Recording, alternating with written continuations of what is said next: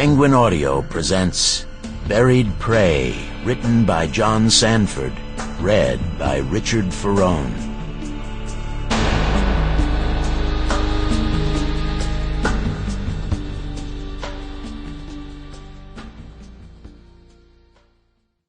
Chapter 1.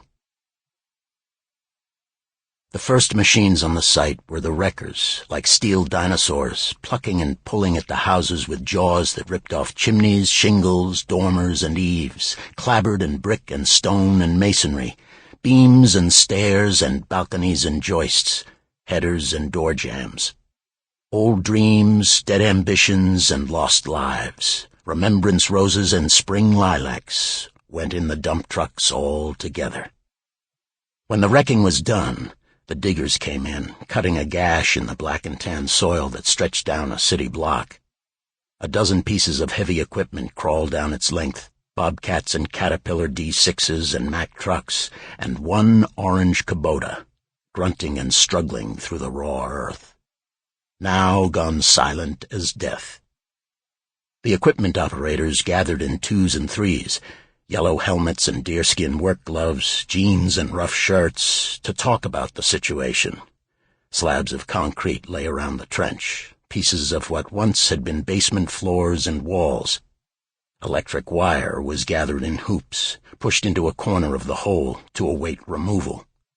Survey stakes marked the lines where new concrete would go in. None of it happening today. At one end of the gash, 12 men and 4 women gathered around a bundle of plastic sheeting, once clear, now a pinkish yellow with age. It was still set down in the earth, but the dirt on top of it had been swept away by hand. A few of the people were construction supervisors, marked by yellow, white, and orange hard hats. The rest were cops. One of the cops, whose name was Hody, and who was Minneapolis' sole cold case investigator, was kneeling at the end of the bundle with her face 4 inches from the plastic. 2 dead girls grinned back at her, through the plastic, their desiccated skin pulled tight over their cheek and jawbones, their foreheads. Their eyes were black pits, their lips were flattened scars, but their teeth were as white and shiny as the day they were murdered. Hody looked up and said, "It's them, I'm pretty sure.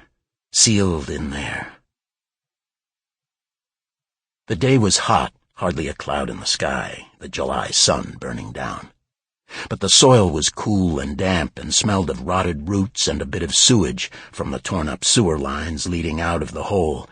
Another woman who'd walked into the pit in low heels and $200 black wool slacks that were now flecked with the tan earth asked, "Can you tell what happened? Were they dead when they were sealed in?" Hody looked up and brushed the dirt from her jeans and said, "I think so. It looks to me like they were hanged." "Strangled?" "Hanged," Hody repeated. "There appears to be some upward displacement of the cervical spine in both girls, but that's looking through a lot of plastic. Their arms go behind them instead of lying by their sides, so I think they'll be tied or cuffed. Anyway, let's get them over to the M.E. "What else?" "Marcy." Hody was always reluctant to commit herself without all the facts, a personal characteristic.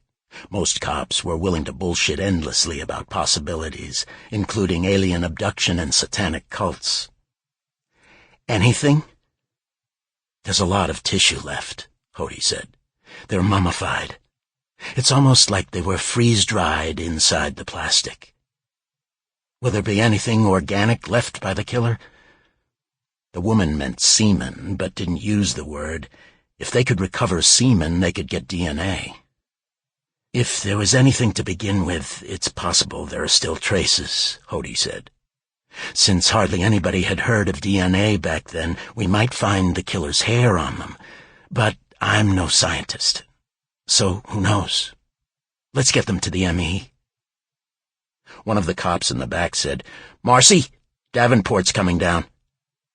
Marcy Sherrill, head of Minneapolis homicide, turned and looked over her shoulder. Lucas Davenport, a dark-haired, broad-shouldered man in black slacks, French blue shirt, his suit jacket hung by a finger over his shoulder, was trudging down the... Sample complete. Ready to continue?